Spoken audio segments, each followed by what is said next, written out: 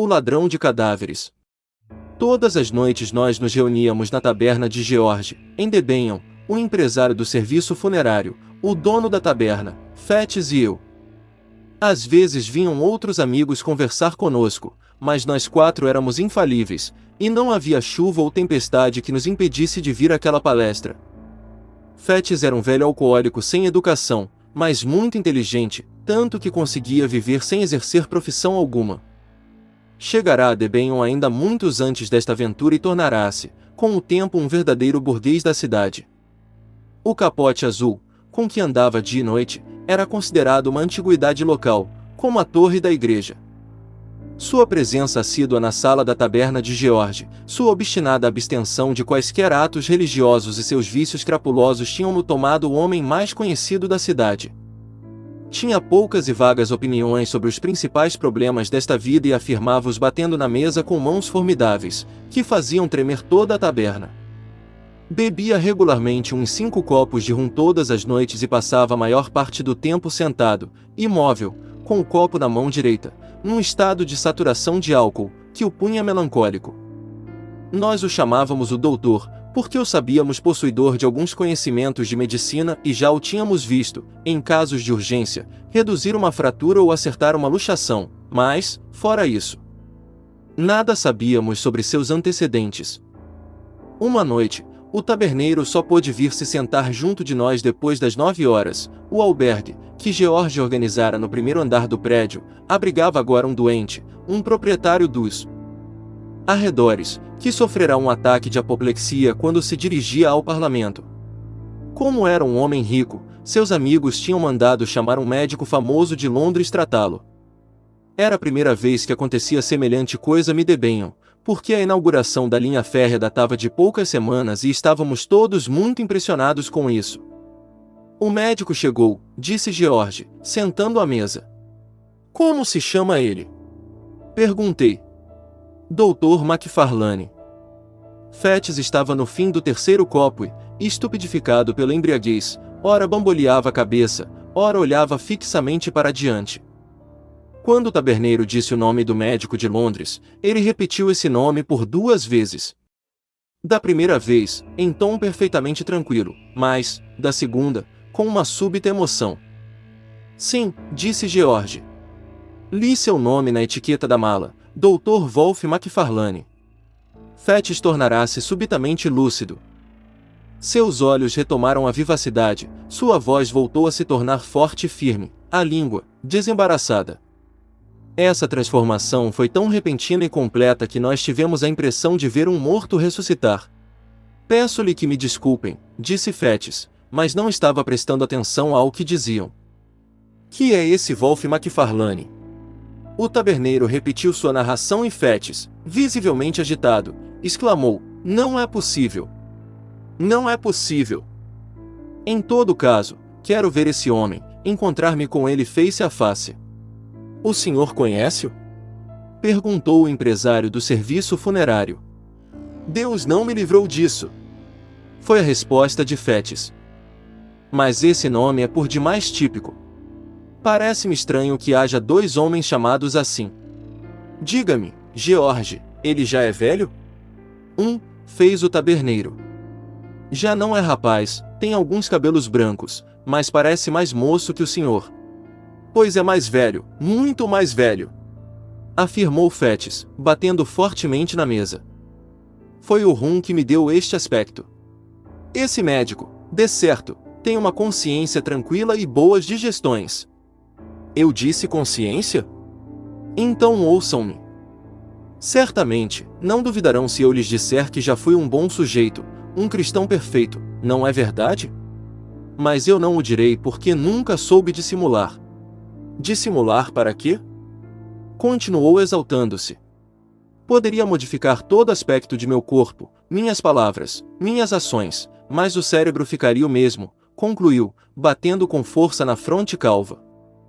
Mas, ousei observar, após uma longa e penosa pausa. Não sei em que o fato de conhecer esse médico poderia alterar a boa opinião que George tem a seu respeito. Fettes, ao que parece, não ouviu estas minhas palavras. Parecia mergulhado em uma profunda reflexão, que terminou subitamente, dizendo com ar resoluto: sim. É preciso que eu veja esse homem face a face. Ficamos de novo em silêncio, mas logo se ouviu uma porta bater no primeiro andar e passos ressoarem na escada. Aí vem o médico, disse o taberneiro. Era bastante dar 2 passos para ir do lugar onde estávamos até corredor, que comunicava a escada com a rua, e havia uma porta do corredor para a sala da taberna. Para alcançar a porta da rua e o carro, que aí o esperava, o médico tinha que passar diante da porta, que comunicava com a taberna. Porém, vê-lo passar não era o bastante para Fettes, ele queria, como dissera, encará-lo face a face. Dirigiu-se com passo firme e rápido para o corredor, de medo que, ao deixar o último degrau da escada, um médico se viu diante de nosso velho amigo. O doutor McFarlane era um homem alto e vigoroso. Os cabelos brancos faziam realçar sua face pálida e plácida, mas de expressão enérgica. Estava vestido não só com distinção, mas ainda com opulência. Sua gravata era alta, dobrada com apuro e trazia ao braço um amplo manto de pelúcia. George observara bem.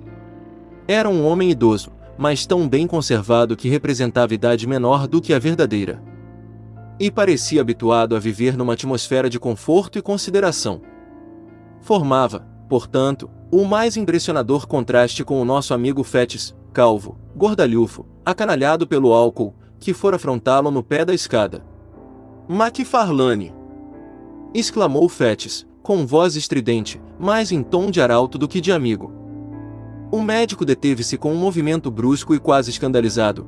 Era como se uma interpretação feita assim, em tom de intimidade, lhe parecesse insólita e ferisse sua dignidade.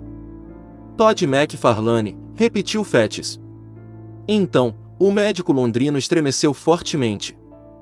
Fitou o velho ébrio com estupefação, olhou em torno de si com ar um pouco ansioso e murmurou afinal, com voz trêmula, em que havia evidentemente um laivo de terror.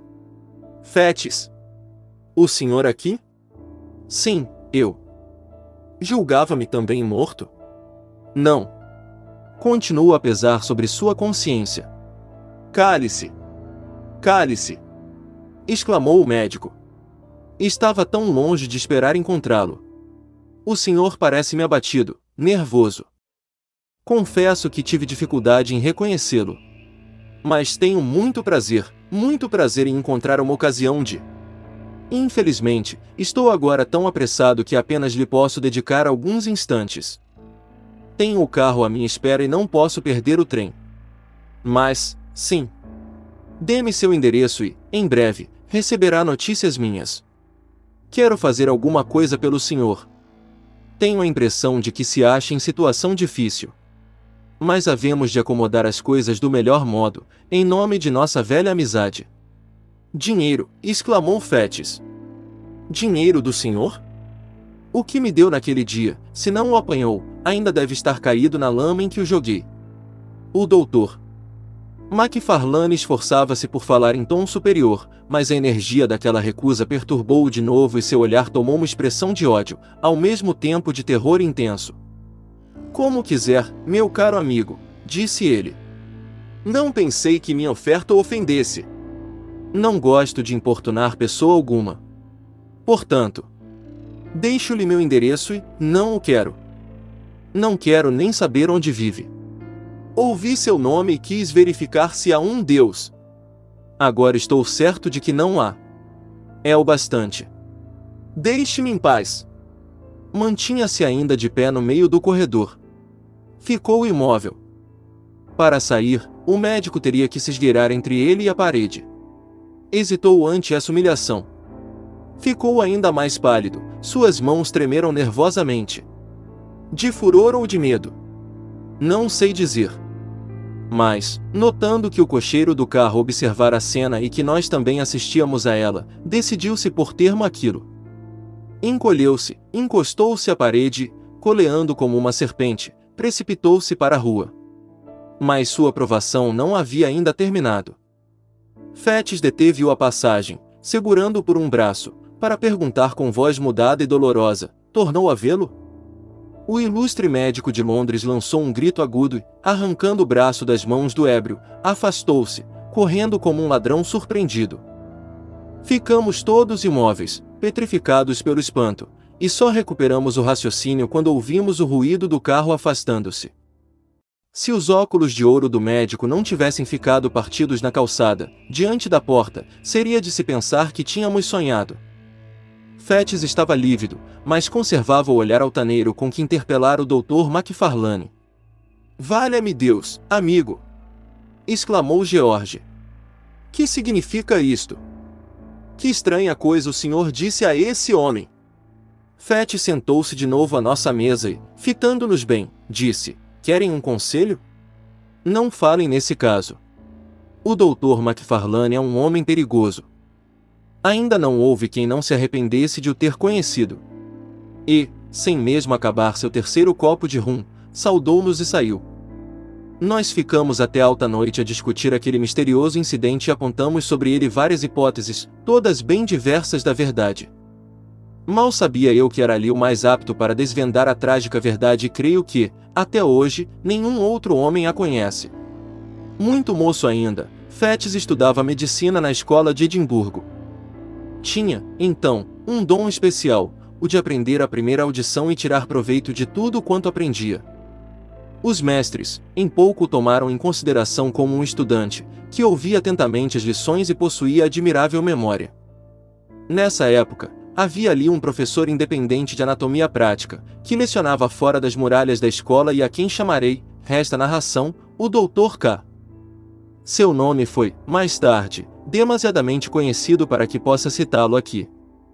Mas, nessa época, ele se ocultava em Edimburgo, sob um nome falso, e tinha ali grande fama, graças à sua ciência e habilidade, em contraste com a mediocridade do professor da escola. Pelo menos, os estudantes o admiravam e Fettes acreditou, como muitos de seus colegas, que seu futuro científico dependia das lições desse mestre. K. Parecia um bom sujeito, de espírito escarninho e jovial, que apreciava tanto uma pilhéria ferina como um belo trabalho anatômico. Ora, Fettes era forte em uma e outra coisa. Era natural que caísse nas boas graças do professor, de quem, logo ao segundo ano de estudos, se tornou o adjunto. Nessa qualidade, era ele quem tomava conta do anfiteatro e da sala de aulas, respondia pela ordem e disciplina nesses lugares e tinha o encargo de obter os cadáveres para estudos anatômicos. Para poder dar boa conta dessa parte de seus encargos, sem dúvida mais espinhosa e delicada, estabeleceu residência primeiramente próximo à casa do Dr. K. E, depois, na própria casa do professor, junto à sala dos estudos anatômicos. Muitas noites fatigado por prazeres violentos e passeios em que tinha andado com outros estudantes, era forçado a se levantar do leito com as mãos trêmulas e olhos ainda perturbados pelo álcool, para abrir porta aos coveiros do hospital, que lhe traziam corpos de mortos para os estudos no dia seguinte. Ajudava-os a transportar seus tétricos fardos para as mesas do anfiteatro, pagava-lhes o carreto e ficava aí, sozinho, com aqueles tristes restos humanos. Mas já habituado a essa horrenda companhia, tratava de dormir para reparar as forças gastas nas orgias da noite e poder resistir aos trabalhos do dia. Era preciso ter um cérebro singularmente sólido para resistir a semelhante existência. Poucos rapazes poderiam se manter assim insensíveis a essa vizinhança com mortos. Mas Fettes era dotado de um espírito fechado a essas considerações. Seu zelo moral consistia em ser bem visto pelos professores e colegas, e desforrava-se da atividade grave e solícita desenvolvida durante o dia, passando a noite em tabernas das mais vis. Sua consciência ficava satisfeita sem esse equilíbrio. A grande preocupação de sua vida era o aprovisionamento do anfiteatro do Dr. K. Como o número de alunos aumentasse constantemente, o Dr. K. não cessava de se queixar da falta de cadáveres e as providências para obtê-los eram não só desagradáveis como capazes de atrair sobre sua cabeça consequências perigosas. O professor não admitia que ele lhe relatasse as dificuldades que encontrava nesse trabalho. "Não quero saber", dizia ele. "Meu papel limita-se a pagar os corpos que me trazem." Os estudantes tinham ouvido dizer isto muitas vezes e admiravam os esforços e habilidade de Fettes, que nunca os deixava sem corpos para o estudo. Mas jamais lhes veio à cabeça que seu colega obtivesse cadáveres por processos delituosos. Fettes calava-se discretamente, mas, em seu íntimo, revoltava-se contra a inconsciência e o egoísmo do mestre, que o deixava arcar sozinho com os inconvenientes e perigo daquele trabalho. Mas, por sua vez, abstinha-se de interrogar os homens sórdidos e repelentes, que, pela madrugada, lhe vinham trazer cadáveres. Muitas vezes evitava de fitá-los para não ver o olhar terrível e apavorado desses homens, para não ser obrigado a notar que eles não pareciam tranquilos. Um dia, numa madrugada de setembro, essa sua política de silêncio foi duramente posta à prova. Uma dor de dentes impedira-o de dormir durante toda a noite, somente às 3 horas adormecera afinal, esmagado pela fadiga, mas, pouco depois, repetidas pancadas à porta o despertaram. Era já quase dia. Os vampiros vinham muito tarde desta vez. Fettes, com o cérebro ainda entorpecido pelo sono, veio com uma vela até a escada para iluminá-la. Viu-os esvaziar o saco sobre a mesa de dissecação, pagou-lhes o serviço e, quando eles iam se retirando, olhou distraidamente para o cadáver. Era o de uma mulher e, ao vê-la, Fettes estremeceu num sobressalto, exclamando: "Mas... Santo Deus! É Jane Galbraith! Eu a vi, ainda ontem, boa, sadia, risonha. Não é possível que vocês obtivessem esse corpo sem um crime." "O senhor está enganado", disse um dos homens brutalmente. E fitava-o com um olhar tão ameaçador e cruel que Fettes, covardemente, calou-se e deixou partir em silêncio. Mas quando ficou só, examinou a morta e encontrou em seu corpo sinais inequívocos de morte violenta. Não, ele não se enganara. A pobre moça, que ainda na noite anterior rira, gracejara e bebera com ele, fora assassinada. Cheio de horror, esperou ansiosamente a hora da abertura do anfiteatro para comunicar o fato a seu superior imediato, o ajudante principal do Dr. K. Era um médico ainda moço, o Dr. Wolf Macfarlane, muito estimado entre os estudantes porque viajara por toda a Europa e entendia muito de coisas de teatro, e era excelente cavaleiro. Suas relações com Fettes eram tão íntimas que, muitas vezes, quando os cadáveres para estudos se tornavam raros, iam juntos profanar cemitérios de aldeias distantes. Quando chegou nesse dia, ouviu a revelação de Fettes, examinou a morte e disse apenas: "Eu acho que o melhor é ficar calado." Mas Jane era muito conhecida na cidade. Outros poderão reconhecê-la.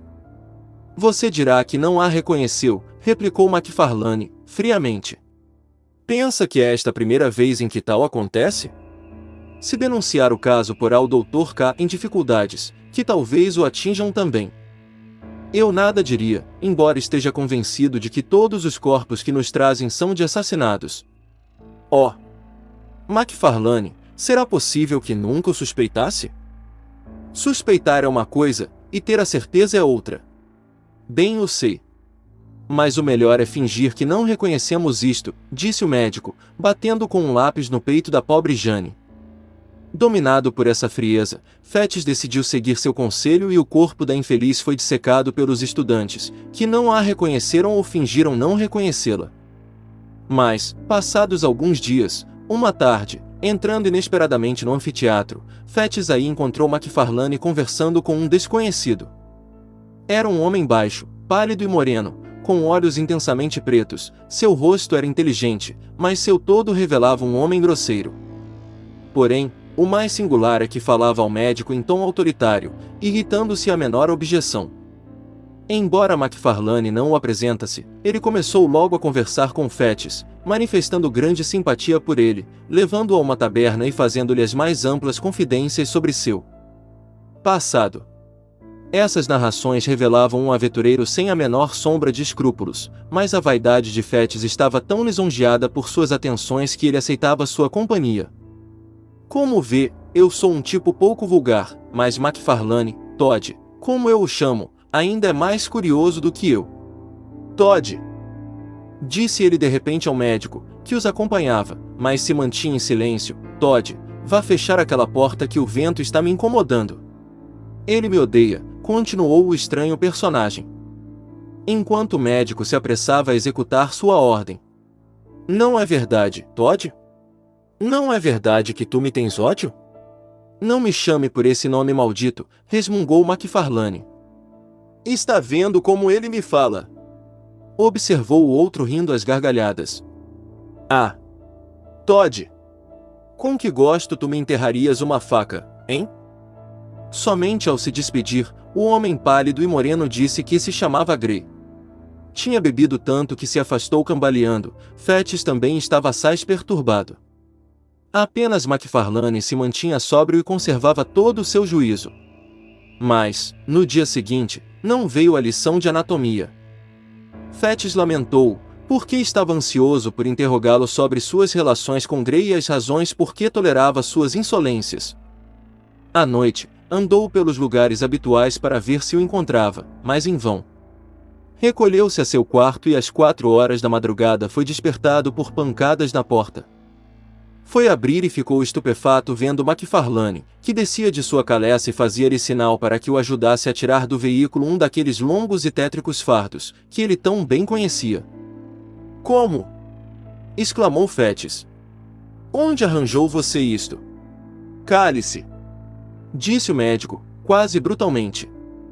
Levaram o fardo pela escada e, chegando ao anfiteatro, McFarlane, colocando-o a um canto, disse bruscamente, veja quem é. Fettes hesitou, com uma horrível desconfiança, mas, a um olhar mais intenso do médico, baixou o pano, que envolvia a cadáver. Imediatamente, a lanterna caiu-lhe da mão, tal horror que sentiu ao ver rígida e imóvel a boca que, algumas horas antes, ria e bradava Todd. Não preparado para aquela revelação hedionda, o estudante curvava a cabeça, sem ânimo para fitar o médico. Porém este, em tom perfeitamente calmo disse, reserve a cabeça para Richardson, que precisa estudar um cérebro. Mas, é verdade, continuou em tom mais animado. Não se esqueça de me pagar. Pagar o quê? Perguntou Fettes, atônito. Isto. Eu não lhe poderia fornecer um morto grátis, nem você pode receber um cadáver sem pagá-lo. Isso nos comprometeria a ambos. Este é um caso idêntico ao de Jane Galbraith. Quanto mais irregulares são as coisas, mais nos devemos ter cuidado de agir como se não o fossem. Onde é o velho Cass guarda o dinheiro? Ali, disse Fettes, mostrando um canto da sala. Dê-me, então, a chave, disse McFarlane, com perfeita tranquilidade. Abriu o armário, tirou o dinheiro de uma gaveta e o caderno que ali havia para escriturar os pagamentos. Pôs o dinheiro no bolso e disse, vê? Isto é a primeira prova de boa-fé, o primeiro ponto para garantir sua segurança. Escriture o que me pagou. Fettes obedeceu com mão trêmula, depois, murmurou, McFarlane, só a amizade que lhe tenho poderia me levar a ser cúmplice de um crime tão horrendo. Sua amizade e seu interesse, disse o médico, friamente. Se me acontecesse alguma coisa, você também seria incomodado. Você começou por deixar passar o caso de Jane. Meu amigo, quando se começa, é forçoso ir até o fim. Fettes recuou, compreendendo a perfídia infame em que o suposto amigo o envolvia. Que tolo! Está pálido e tiritante. Isso há de passar. Há de se acostumar, como eu. Fettes passou alguns dias acabrunhado por aquele segredo e pelas mais negras apreensões. Porém, Wolff tinha razão, ao fim de uma semana, auxiliado por libações formidáveis, o estudante começou a dominar seus terrores e a se habituar à sua abjecção.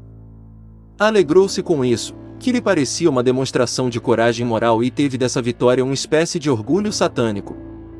Contudo, deixará de acompanhar McFarlane em seus passeios, só se encontrava com ele nas horas de serviço e raramente trocava com ele uma ou outra palavra, irritando-se um pouco com a amabilidade jovial que outro afetava. Mas, um dia, o destino veio revigorar sua intimidade com McFarlane. O Dr. K. ficará nesse dia sem um só cadáver para sua lição de anatomia, tendo sabido que haveria nessa tarde um enterro no cemitério de Glascourse, uma aldeia próxima, disse em voz baixa Fettes. McFarlane, é preciso providenciar hoje mesmo. A ordem fora dada aos dois.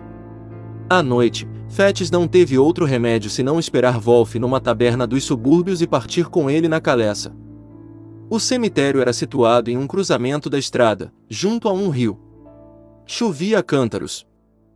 A despeito de uma lentada garrafa, que haviam levado, a viagem pareceu-lhes tão longa que se detiveram à entrada da aldeia em um albergue para aquecerem-se um pouco. MacFarlane, porém, exagerava sua jovialidade. De repente, entregou a Fettes um punhado de moedas de ouro. Um pequeno presente, disse ele.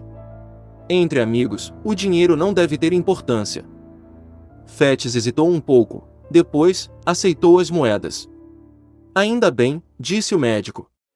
Você está se tornando um homem. Partiram. A noite era de uma escuridão absoluta. Entrando no cemitério, mal entreviam as pedras brancas dos túmulos e tropeçavam a cada passo. Fettes acendeu uma lanterna e, tendo encontrado o túmulo que procuravam, começaram seu tétrico trabalho. Escavaram um pouco e logo descobriram o féretro. Nesse momento, tendo ferido a mão numa pedra, MacFarlane atirou-a fora da cova com tanta infelicidade que fez tombar a lanterna e apagar-se. Mas, como já estavam no meio do trabalho, os dois resolveram terminá-lo mesmo no escuro. Rebentaram a cabeceira do féretro e deixaram escorrer o corpo para o saco que tinham trazido. Irra! Observou Fettes nesse momento. O Dr. K. disse-me que o enterro era de mulher. Pela magreza, parece mais um homem. Mas o médico apressava-o e, sem sequer acender a lanterna, correram para a caleça com seu fúnebre fardo. Começavam a surgir no céu, ainda muito vagos, os albores da madrugada. Fettes sentara-se à direita e MacFarlane à esquerda, guiando a caleça. O corpo ia estendido obliquamente, quase de pé, entre eles. De súbito, voltando-se para falar ao amigo, Fettes olhou para o fardo e estremeceu, tomado de pavor intenso. A chuva, encharcando o saco, colara-o ao corpo do morto, tornando bem nítida sua silhueta. E assombrado, trêmulo, Fettes notou um detalhe alucinante. A silhueta da cabeça não coincidia com os ombros. Aos solavancos do veículo, movia-se de um lado para outro. E o corpo também se deslocava, como se estivesse todo desconjuntado. Meu Deus, Wolf! O que é isto? Exclamou Fettes. Nós nos enganamos de sepultura. Que morto será este? MacFarlane voltou-se, ficou lívido, mas, como se a incerteza lhe fosse pior do que tudo, abandonou as rédeas, e com um gesto resoluto, puxou brutalmente o pano do saco. Uma cabeça seca, desfigurada, mas ainda bem reconhecível, rolou a seus pés. Um grito selvagem se ergueu de seu peito e, ambos, com o mesmo movimento frenético, irresistível, saltaram para a estrada. O cavalo, assustado pelo grito, partiu a galope e a caleça seguiu pela estrada, aos saltos, levando o corpo dissecado e mutilado de Grey.